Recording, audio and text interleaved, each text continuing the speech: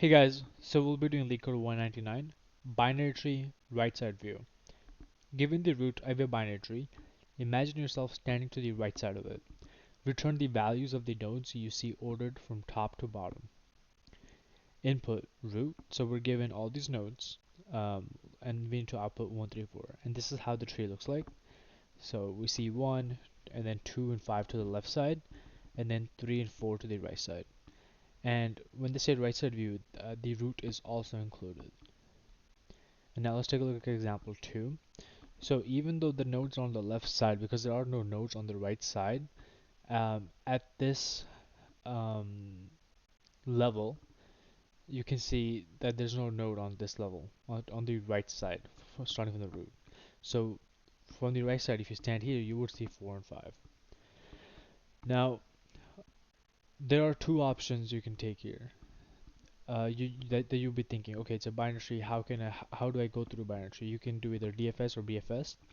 But because in this case, like you'll be dealing with levels, it's better to do BFS. Actually, I'm not even sure like how the DFS solution will look like because it's just that anytime you see level, just automatically assume BFS because BFS processes nodes level by level, or you can process level by level like really easily. So what we'll do, we'll start from the root and okay, so start from the root, add to the queue, and we need to add this to our return as well. And then we go to the next level. What do? We just take the last element in the level and we add it to it, add it to the return. Same for this level, and that also applies here. So this will be the last for that level. Add it, yeah. And okay, let me write this down. So need to do BFS to process the nodes level by level for each level. Add the last nodes val to the return list. Okay, so that can look something like this. We'll have a return list. We'll have our queue.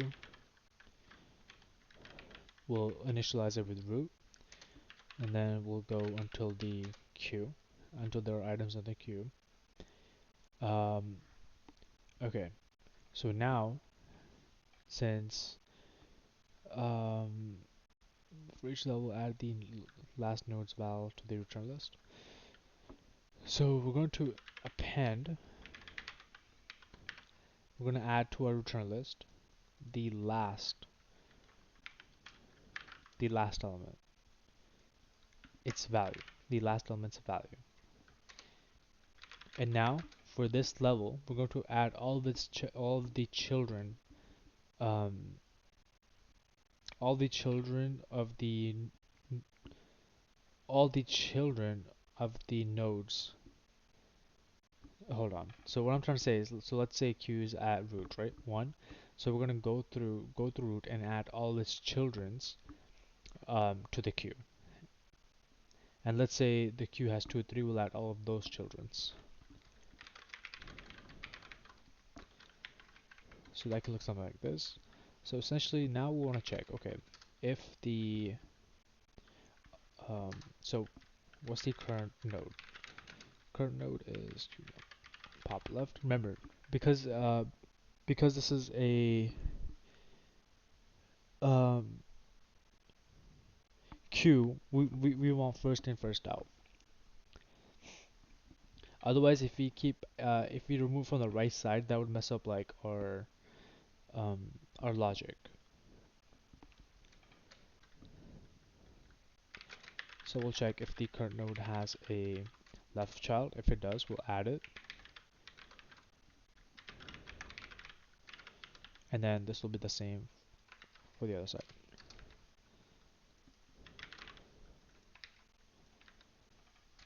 And I believe that's it.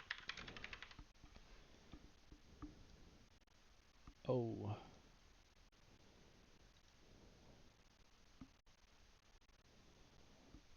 okay, this is good. Let's see. What was the issue here? Return.append q last element dot val. Initialize with root. Not type. Oh, okay, guys. You also need to remember your base cases. I should have looked at all the examples.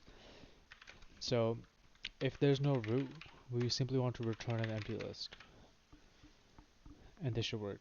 Nice. Yep. As you can see, this is the optimal time. Let's take a look. Let's see what the others look like. Okay, they all seem to be doing BFS as well. Okay, cool. No time. Yeah.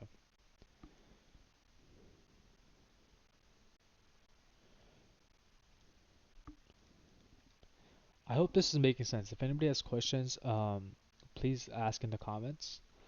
So once again, the logic is we start at the root, we we add the root to our return, right? We process all of its left and right.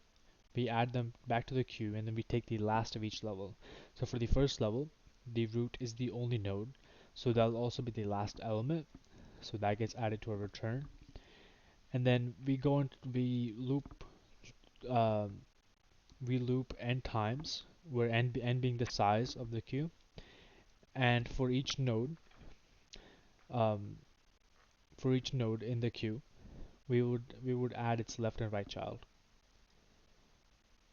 if that makes sense. That would be our processing. So we call this process each node in the queue. Okay,